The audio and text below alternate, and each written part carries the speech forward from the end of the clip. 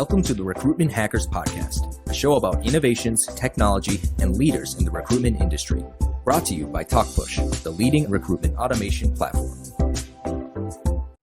Hello, everyone. Welcome back to the Recruitment Hackers Podcast. I'm your host, Max Armbruster, and today, dialing in from Johannesburg, South Africa, I'd like to welcome to the show Vanessa Raath, who is a global talent sourcing trainer, and our path almost crossed in London a couple of weeks ago. She's a world traveler, and we're going to talk about the difficult art of planting doubts in the minds of unsuspecting candidates and talent, and how do you turn a passive job seeker into an active one?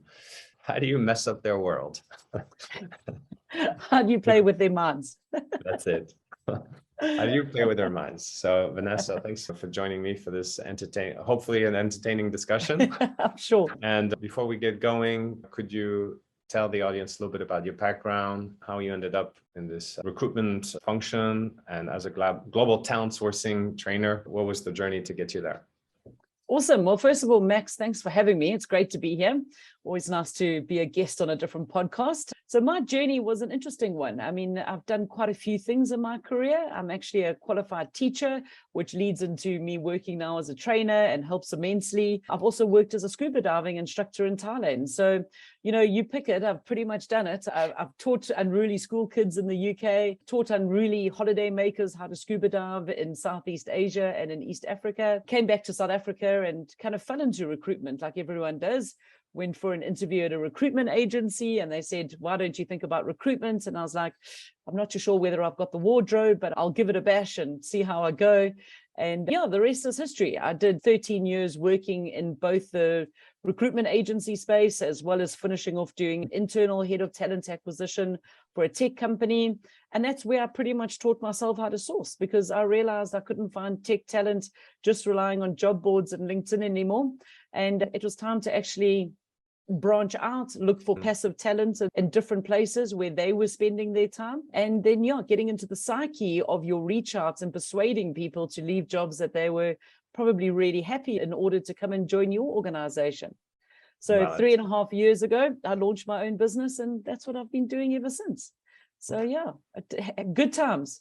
I'm very happy. It sounds like your background as a teacher would be perfect training to go into training, and then of course your natural curiosity, and what I heard is like you were driven by the needs of the business. Like we need to go beyond Indeed and LinkedIn, which is a lot of what your training is focused on, I gather. So if people want to find out how to source talent outside of the beaten track, you know, they should come to you, right? For new ideas. Now let's talk a little bit about those passive job seekers. People who are maybe never heard about you before and didn't even know that they were looking for a job. Until I phoned them and told them that they were looking for a new job. You're like, hey, I've got news for you, buddy. So the transition from the awareness stage to the consideration stage, which is one that I guess if it happens smoothly, in a perfect world, you would just send a job description and they would fall in love with it. And then they'd be like, well, great. Yes, I love the package. I love the job description. Now, you see, that sounds like recruiting was 10 years ago and it was super easy and we all should have worked harder and we all should have made more commission and retired sooner. Now the game's changed. The goalposts are different because sending a candidate a job description isn't good enough anymore, because you first got to persuade that candidate that they need to leave the job that they're in. So you're now selling to both candidates and clients, because before it was easy enough to go and find these people on job boards. They were on the market. They were putting themselves out there. But now the landscape of recruitment has changed. And now everyone's kind of passive talent, which has made our jobs so much more difficult. Yeah. The fact that they were maybe less actively looking, I mean, is that observation based on data? Because it seems like in my world, everybody's on LinkedIn all the time. But I guess it depends on the kind of talent pools you're going after. I'm dealing with HR professionals, so of course they're going to be LinkedIn. Beautiful. So you and I are both so lucky because our target database is HR and recruiters. And you know, those people are on LinkedIn all day, every day, right? So when I'm trying to sell my training to recruiters, that's where I'm posting. But if you've got someone who's a Java developer, why would they go to LinkedIn? The only thing that's going to happen is that they're going to be harassed by recruiters trying to recruit them. That's not going to enhance their career. If a Java developer was to spend some time on GitHub and they could look at other people's code, they could learn from other developers, that would be much more beneficial to them and their careers. So that's what we've got to think about, who's on which platforms more than others. So maybe walk us through the journey of engaging with somebody on GitHub, for example, somebody who's not looking for a job, because it sounds extremely creepy to me that I'm an engineer trying to, inspire my work, and randomly someone is contacting me a little bit out of, out of the blue. So how do you make it less out of the blue? This happens all day on LinkedIn too, remember, it's not a platform thing. So my training is all kind of like, try and find someone's email address, because I prefer to send someone an email than an email. So on GitHub, for example, you can't actually even connect with developers. They've taken away that functionality. You cannot message someone through the platform. So you have to find an email address. So for me, when I reach out to a candidate, I'm never going to say, I just saw you on GitHub. I'd maybe say, I saw you on GitHub, I looked at your Twitter feed, well done on something you'd achieved. And I also watched your training video on YouTube around how to build a new repository using Java, something along those lines. So it's more of a holistic view of, I've really done my homework about you. I've looked at you on all of these platforms. Let's start chatting. And that kind of gets a lot of attention and a lot of response from candidates, because I've gone the extra mile. Personal. And I've personalized my outreach message. So first of all, we've got to work on getting a better response rate from passive talent, which is something that most of the teams that I'm training at the moment are struggling with. So for me, it doesn't matter which platform you find people on, always have a look at them across multiple platforms, because that will help you to personalize that outreach for them. Are there tools that you use for that, or you're just basically, researching them on these platforms to see if their names come up? So what I generally do is I use an X-ray technique, where I go to Google or one of the search engines, and I will write a Boolean search string, and I'll X-ray into one of these platforms in order to find people who potentially have the right tech stack that I'm looking for one of my clients. I predominantly source in the tech space, but you can do this into several platforms using the X-raying technique. And then what I normally do is activate some Chrome extensions in order to be able to find people's contact details, like email addresses, because emails, let's face it, have a far higher response rate than I'd rather choose that route. Okay. And what if you're able to get their phone number? Does that happen? You know what? When people sign up for these platforms, they're generally signing up with an email address, not a phone number. So it's actually easier to find an email address. You can find people's phone numbers. It's possible. It's not impossible, but it's just not as easy as finding an email address. And let's face it, you're going to find an email address with more regularity than you will a phone number. Right. So it's more scalable. And I also suspect that sending a cold email will be more... it's a bit intrusive to make a cold call these days, because most of them are telemarketers and or financial advisors. Right. So, but I suppose you could also do that. And then the reason I ask about phone numbers is because the phone numbers also open some new windows, such as WhatsApp. So you could also use WhatsApp. Absolutely. Use that.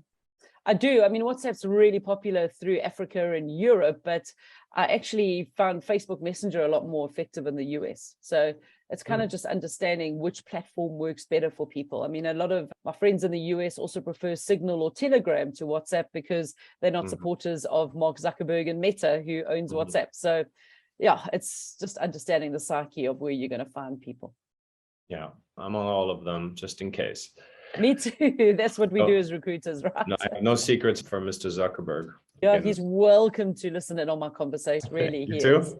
Yeah, don't really give a shit. Great. So that initial email where you've shown that you've done your research, you've personalized the outreach. Yeah. And when do you get off email and into a phone call? How far can you use the written form in bringing them into consideration for a job? Like, how long are these correspondences, and how long would you be recommending that a recruiter goes into these correspondences, considering that, well, we all have limited time, and I guess it's like in sales, you have to know when you've lost the deal so you can move on to the next one. Yeah, exactly. The same thing. So, of course, you can always advocate for more engagement, more personalization, more emails, more everything. But, we've got a finite amount of time and resources. So how do you know when to stop? What's the right amount of correspondence, and how do you know when to stop? So basically, my best, should I say, tip around this is to automate this process, because we all don't have enough time for this. So what I do is I advocate putting candidates into a 5 or 6 email reach out campaign, where a lot of candidates, or a lot of recruiters, I mean, I've been training on this morning, will send a very long email up front and then a second or third email saying, hey, did you read my email? With that kind of passive aggressiveness going on. Where if you break up the information that you would put in that very long first email across 5 emails or 6 emails of, breaking it up into bite-sized pieces, thinking like a marketer, you actually get a better response rate. So I normally use a tool. My tool for automating emails is something called Source Whale. I use that really all the time whenever I'm trying to get hold and source new talent. And I usually run it over 10 days. So I send people 5 emails over 10 days, varying times of the day, varying, days in between each message. So it's something that I don't really need to think about, because as soon as I get the new role, I set up the campaign, I add in all the personalization that needs to be added in, and then the campaign runs in the background. So I literally can be delivering like 4 hours worth of training and finish the training, and I come back to a whole lot of responses. And that's people who've answered the automatic email that's gone off from my Outlook with my signature. It looks like me to them. It's brilliant. You can go scuba diving in the meantime, come back. Absolutely. Inbox full of candidates. Yeah, there we go. Job done. So for me, the trick is to automate, because you're never going to remember who you've messaged. Who do you need to message again? Right. Those kind of things. And you talked about personalization and then automation. And sometimes these are in conflict. If you're automating everything, then there's no personalization. But there is some customization you can do on those email templates, where you have certain fields that you can fill with tokens so that it feels automated. I mean, it feels personalized even if there's somewhat automated. So to illustrate that it sounds like that's what you're doing, right? And absolutely. So what are some of those fields you might be using? So for me, like one of the fields would be like maybe where the person's currently working, what is their current job title, what is their qualification, their certification, maybe something I could find out about what hobbies they do. I could relate it to, maybe it's something similar that I do. They could go and verify that by looking at my social presence online. Definitely the person's name. I think, we tend to forget about that one, is also a good custom field you can fill in. Maybe a link to like a GitHub repository if it's someone who's in the tech space, YouTube channel. I mean, whatever I can find on the person, I'm going to tell them that, hey, I took the time, I did my research, I really want you. So one thing I'm definitely not going to do in my reach out message is say, if you know anyone else that you can send my way, please let me know, because that's just I do that all the time. It's not a good idea. Not a good idea, because the feeling coming back from candidates is, why do recruiters always ask me to do their jobs for them? So if you know the candidates and you've placed them and you've got a good relationship, by all means, pick up the phone them. Who do they know? But if it's in your first reach out to them or in your reach out campaign, I normally will end with that in my last email. So if I haven't elicited a response, at least it doesn't harm in asking. But I wouldn't ask for anyone else, because I want that person to feel special. I want them to think I want them, And sending these hundreds or maybe thousands of emails every month, you must be getting a lot of responses. So first of all, I'm not sending 100 or thousands of emails a month, because I recruited a very specialized tech industry and there aren't that number of people that are around. I don't agree in that kind of just bulk spamming people with templates. So yes, I am getting loads of responses, but it's manageable. Okay. Yeah. It's not in the thousands. I understand. No, so I was going to ask you, how do you capture that information on the way back? Because I think that we're actually at the infancy of what the technology will be able to do, where you'll be able to read the email, read the response, organize the data semantically. Well, basically Source Whale does that. So Source Whale reads the email, it tells me whether it's a positive response or a negative response, and then I can respond directly from my email accordingly. So I could say, Yeah, absolutely. I could say, well, let's meet. Here's my Calendly link. Let's make an appointment. So I think these things are far more intuitive than we give them credit for, and they keep on pushing out improvements out there. So it's one of those things that always amazes me. It's very intuitive. It's using a lot of AI And it makes me think that maybe one day robots will roam the earth. I'm not sure. No Probably doubt. not in my lifetime. Yeah, But I'm working on that with my colleagues. Good. Keep me posted. We've talked about the technology, the automation, which is so important. But now let's get into a little bit of the psychology. So an answer you should be getting from most of your candidates is, thank you very much. I'm not looking, I'm happy where I am. And that's human nature. We get comfortable with the familiar, and we want to stay where we are. So how do we go? Where do we go from there? So for me, that response is good, because any response is good, right? Let's face it. If someone's going to respond, you've elicited that response by what you've said, and that's amazing. So if they say they're quite happy, a lot of the time it's because in the tech space, people are working on a project and they've still got a couple of months left on that project. So what I would go back to with them and say is, how much longer do you have on this project? Is this a long-term thing? Please shout as soon as you head into the support and maintenance phase, which everyone in the tech space hates, because they know that then their skills are stagnating and they're not learning anything new. So you kind of play to the don't get stuck kind of people. But if it was the innovation phase, how fast are you innovating right now? What are your big milestones? Like are things moving fast? Exactly. And if it was someone who wasn't in the tech space, just to give you an example would be, when is your next round of bonuses? Or great, you let me know when you can chat. And then I'll tell them something that they couldn't refuse, so I'd know something from the hiring manager that would be a potential hook. So something that would be unique to that company. If you ever want to learn this new skill, or you ever want to work internationally, or you want to get us to sponsor you for this international qualification or certification in like global tax, whatever, then you just let me know. So as long as you've got the response first, you can go back with any of those kind of hooks that would entice people to want to come and work with you.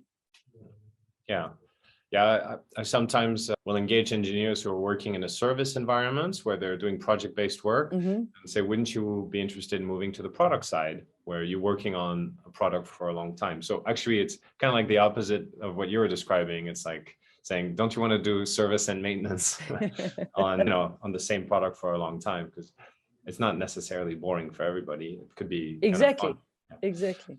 Yeah, great. What about some dirty tactics? Like, would you plant a seed in someone's mind on the quality of the company they're working in? Look, I think that's a bit of a low blow, to be honest. I don't know whether I'd be brave enough to go there, but what I would probably do is play on the fact that surveys at the moment are showing that people want to work for companies that are making a difference. So they don't want to just sit in a bank where they're going to make the bank loads of money. I'd rather say, this is a startup. We focused on solving, global world famine, and we would love you to be a part of that, because that really is going to be a role where there's going to be a good purpose behind it. And I think I would maybe use the reverse psychology to say, not just to say, actually, you're just making a bank more money, but come and work somewhere where you're going to add value and actually have an impact in the world. Yeah, because everybody's got a moment of doubt where even if they're comfortable in their job and the money and the people, they'll be like, oh, what should I do with my life? What's the big picture? Exactly. And you want to kind of tap into that. Okay. Well, all great stuff, gold. I hope the listeners are paying attention and taking notes. I end my interviews usually with the same question for everyone, which is one around the mistakes that we have made in the past on the hiring front. And ideally, in order to illustrate that with one specific case of someone you hired, which didn't work out for whatever reason. And, as painful as that was, to walk back on the origin of that mistake and then what we can learn from it. Sure. Okay. Interesting. So, it does happen. I'd actually rather have someone not start than someone start and then be appalling. So there was a situation when I was working for an agency and I was tasked to go and find someone who was going to be a housekeeper. And I interviewed this lady and she seemed great and she was battling, she hadn't had the most, should I say, stable medical history. She'd been in and out of hospital, but assured me that she was, everything was fine. She was in remission. She had actually suffered from cancer and she'd got the all clear. And my gut kind of was like, I don't know about this lady. I don't know whether I'm giving my client a forward pass here. And she actually started with the company, and within 2 months, the cancer was back and she was back in hospital. So I probably shouldn't have put her forward for the role, but she was desperate for work. She had medical bills to pay off, but there was always that niggle that something else was going on wrong. And what actually transpired was that she didn't actually have cancer. She had a drug dependency issue on prescription medication. So for me, the niggle that I didn't follow through on was my gut feel of there's more to the story than what I'm seeing. So it was early on in my career when I was still working in agency. One thing that I kind of carried through for the rest of my career was, if there is a niggle, if there's a gut feel, go and dig deeper, maybe do that extra reference check on the candidates, and, maybe don't be so generous in giving candidates the benefit of the doubt. And definitely something that I have done. And what I learned from it is that one's gut is actually never really wrong. And that's probably why we work in the industry that we do, because we have a good gut feel about people and we know who we're going to connect with and who's going to do a good job. And we sometimes kind of push that to the side because we've got deadlines and we need to put a bum in the seat and, things like that. Oh, the innocence of people who have never worked in recruitment. We will never have that again. No, of course not. And I'm sure everyone's got a similar story. They were all duped by someone and, given a story. But it's just something to remember, I think. I mean, that does happen very often. Candidates, they're not stupid. They're often smarter than the recruiters, and they know what not to say and what truth to hide. And got to pay very close attention to those details. Yep. Thanks, Vanessa. Well, my pleasure. Thank you. Where can people get a hold of you?